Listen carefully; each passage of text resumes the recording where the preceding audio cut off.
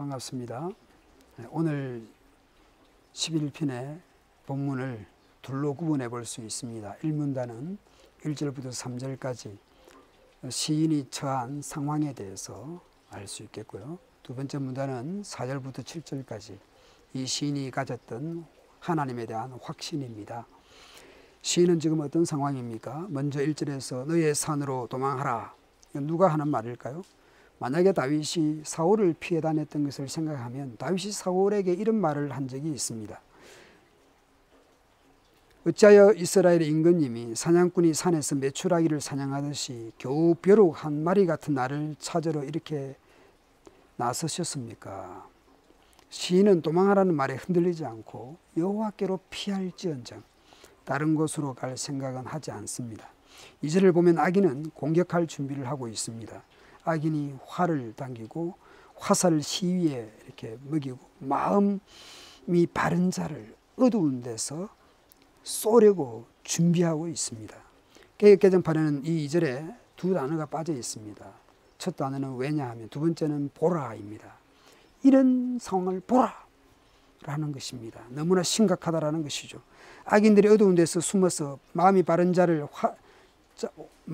자에게 화살을 겨누고 있는 심각한 상황입니다. 시인은 탄식합니다. 터가 무너지면 의인이 무엇을 하랴. 터는 기초이죠. 사회의 기본 질서가 무너진 상황입니다. 시인은 사회의 기초 질서가 무너진 상황에서 의인이 할 수 있는 것이 뭐가 있을까 탄식하고 있습니다. 왜 시인이 탄식하고 절망합니까? 2절 3절의 첫 단어들의 왜냐하면입니다. 왜냐하면 악인이 의인을 죽이려고 숨어서 화살을 가지고 겨냥하고 있기 때문입니다. 왜냐하면 터가 무너져서 사회 기초 질서가 붕괴되어서 의인들이 할 수 있는 일이 별로 없기 때문입니다.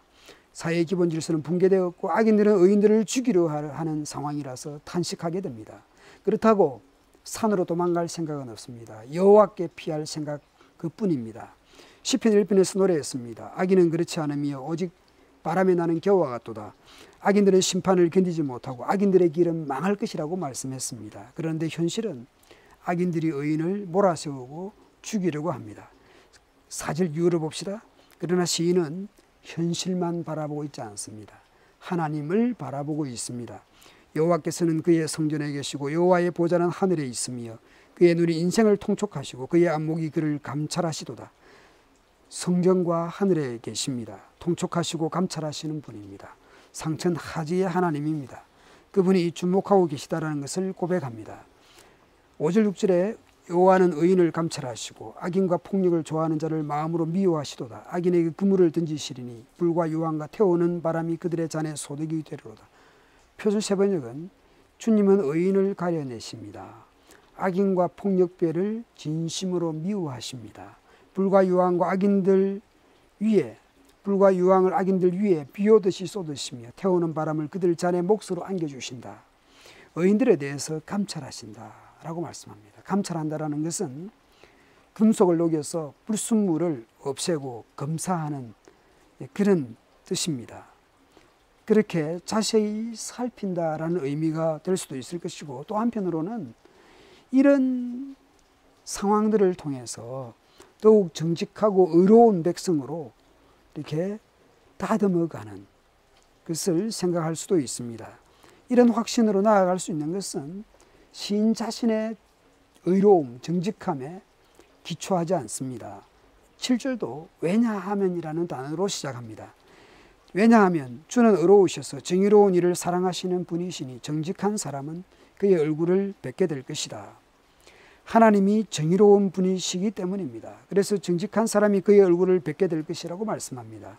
마태복음 5장 8절에 마음이 청결한 자는 복이 있나니 그들이 하나님을 볼 것이며, 마음이 정직하고 청결하면 하나님의 임재, 하나님과의 교제, 하나님과의 교통, 하나님의 구원을 맛보게 될 것입니다.